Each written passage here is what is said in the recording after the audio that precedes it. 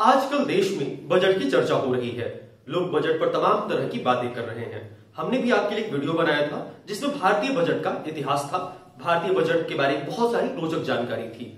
अगर आपने उस वीडियो को मिस कर दिया है तो इस वीडियो के आखिर में हम उसका लिंक आपको दे देंगे, आप जाके उसको देख सकते हैं। जैसा कि हमने उस वीडियो में आपसे वादा किया था कि हम एक और वीडियो लेकर आएंगे जिसमें बजट से जुड़े उन शब्दों का जिक्र होगा जो सुनने और पढ़ने में कठिन लगते हैं, उनका हम आपको मतलब बताने वाले थे। तो आज इस वीडियो में हम बात उन शब्दों की करेंगे जो कठिन होते हैं। नमस्कार, मैं पंकज कुमार और आइए जानते हैं उन शब्दों का क्या मतलब है जो बजट में प्रयुक्त होते हैं, बजट में इस्तेमाल किए जाते हैं, लेकिन आम लोगों को उसका मतलब नहीं पता होता है। पहला सवाल,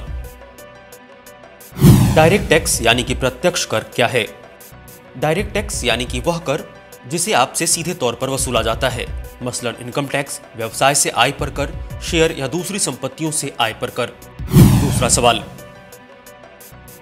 इनडायरेक्ट टैक्स यानी कि अप्रत्यक्ष कर क्या है?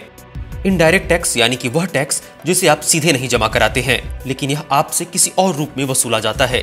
देश में तैयार, आयात या निर्यात किए गए सभी सामानों पर लगाए जाने वाले कर को अप्रत्यक्ष कर कहते हैं। इसमें उत्पाद कर और सीमा शुल्क शामिल किया जाता है। तीसरा सवाल, एफडीआई यानी कि प्रत्यक्ष विदेशी निवेश क्या है? प्रत्यक्ष विदेशी निवेश यानी कि एफडीआई किसी विदेशी कंपनी द्वारा भारत में स्थित किसी कंपनी की अपनी शाखा में या प्रतिनिधि कार्यालय या सहायक कंपनी द्वारा निवेश करने को प्रत्यक्ष विदेशी निवेश कहते हैं। जैसे मान लीजिए कोई अमेरिका की कंपनी किसी भारत की अपनी शाखा कंपनी में, किसी अपनी ही छोटी कंपनी में अगर कुछ निवेश करती है तो उसको हम एफडीआई कहेंगे। चौथा सवाल, 80C की बचत क्या है? आप अपनी आमदनी में से insurance, CPF, GPF, PPF, national saving certificates, tax बचाने के लिए म्यूचुअल फंड, 5 साल से ज्यादा की एफडी, होम लोन के प्रिंसिपल जैसे निवेशों में लगा सकते हैं। और ऐसे ही निवेशों को जोड़कर 1.5 लाख रुपए तक के निवेश पर टैक्स में छूट दी जाती है। इस 1.5 लाख रुपए को आपकी कुल आय में से घटा दिया जाता है और उसके बाद इनकम टैक्स का हिसाब लगाया जाता है। पांचवा सवाल, इनकम टैक्स क्या है? वह टैक्स जो सरकार आपकी आय पर आपसे लेती है इनकम टैक्स कहलाता है।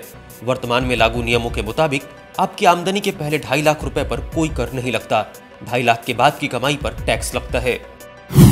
छठा सवाल, एक्साइज ड्यूटी क्या है? यह देश में बने और यहीं बिकने वाले सामानों पर वसूला जाता है।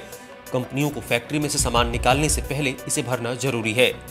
यह जरूरी नहीं कि एक ही तरह की चीजों पर बराबर एक्साइज ड्यूटी लगाई जाए। यह सरकार की कमाई के सबसे बड़े साधनों में से एक है। सातवां सवाल, औद्योगिक कर क्या है? यह टैक्स औद्योगिक प्रतिष्ठानों पर लगाया जाता है। यह टैक्स उस प्रतिष्ठान के मालिक पर लगाए गए व्यक्तिगत कर से अलग होता है। आठवां सवाल, सेंट्रल प्लान आउटले क्या है?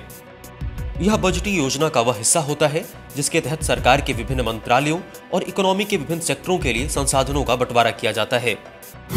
नौवां सवाल, राजस्व यानी कि टैक्स रेवेन्यू क्या है? सरकार टैक्स लगाकर जो रेवेन्यू हासिल करती है उसे टैक्स रेवेन्यू कहा जाता है। आमतौर पर सरकार विभिन्न प्रकार के टैक्स लगाती है ताकि योजनागत और गैर योजनागत व्यय के लिए धन एकत्र कर सके। आमतौर पर सरकार की इनकम का प्राथमिक व मुख्य स्रोत टैक्स ही होता है। 10वां सवाल, गैर कर राजस्व यानी कि नॉन टैक्स रेवेन्यू क्या होता है? नॉन टैक्स रेवेन्यू वह राशि है जो सरकार टैक्स के अतिरिक्त अन्य संसाधनों से एकत्र करती है। इसमें सरकारी कंपनियों के डिसइन्वेस्टमेंट से मिली राशि, सरकारी कंपनियों से हुए लाभांश और सरकार द्वारा चलाई जाने वाली विभिन्न इकोनॉमिक सर्विसेज के बदले मिली राशि शामिल होती है। 11वां सवाल, चालू खाते का घाटा यानी करंट अकाउंट डेफिसिट क्या है? चालू खाते का घाटा यानी कि करंट अकाउंट डेफिसिट देश में फॉरेन करेंसी की टोटल इन्वेस्टमेंट और निकासी का अंतर बताता है। फॉरेन करेंसी की इन्वेस्टमेंट, एक्सपोर्ट, कैपिटल मार्केट में इन्वेस्टमेंट, डायरेक्ट फॉरेन इन्वेस्टमेंट और विदेशों में रह रहे लोगों द्वारा अपने देश भेजे गए पैसे यानी कि रेमिटेंस के जरिए होती है। जब फॉरेन करेंसी की निकासी आवक से ज्यादा होती है तो घाटा होता है। 12वां सवाल, राजस्व घाटा यानी कि रेवेन्यू डेफिसिट क्या है? राजस्व घाटे का मतलब सरकार की अनुमानित राजस्व प्राप्ति और एक्सपेंडिचर में अंतर होता है। आमतौर पर किसी वित्त वर्ष के लिए सरकार राजस्व प्राप्ति और अपने खर्च का एक अनुमान लगाती है, लेकिन जब उसका व्यय उसके अनुमान से बढ़ जाता है तो इसे राजस्व घाटा कहा जाता है। 13वां सवाल, राजकोषीय घाटा यानी कि फिस्कल डेफिसिट क्या है? वित्तीय घाटा बताता है कि किसी वित्त वर्ष के दौरान सरकार की कुल आमदनी और कुल खर्च का अंतर कितना है। वित्तीय घाटे के बढ़ने का मतलब होता है कि सरकार की उधारी बढ़ेगी।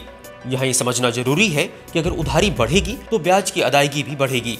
ब्याज का बोझ बढ़ने से सरकार के राजस्व घाटे पर नकारात्मक असर पड़ेगा। 14वां सवाल, प्राथमिक घाटा क्या है? देश के वित्तीय घाटे और ब्याज की अदायगी के अंतर को प्राथमिक घाटा कहते हैं। प्राथमिक घाटे के आंकड़े से इस बात का पता चलता है कि किसी भी सरकार के लिए ब्याज अदायगी कितनी बड़ी या छोटी समस्या है। तो ये वो तमाम शब्द थे जो सुनने और पढ़ने में कठिन लगते हैं, उनका मतलब हमने आपको बताया।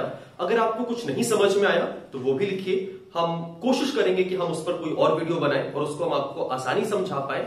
वैसे आने वाले दिनों में हमारी पूरी कोशिश रहेगी कि किसी अर्थशास्त्र के जानकार को हम लेके आए आपके लिए और उन तमाम शब्दों पर फिर से चर्चा करें जो आपको नहीं समझ में आया है। हालांकि ये कठिन शब्द थे जिनका हमने कोशिश किया कि आसानी से हम आपको समझा पाए।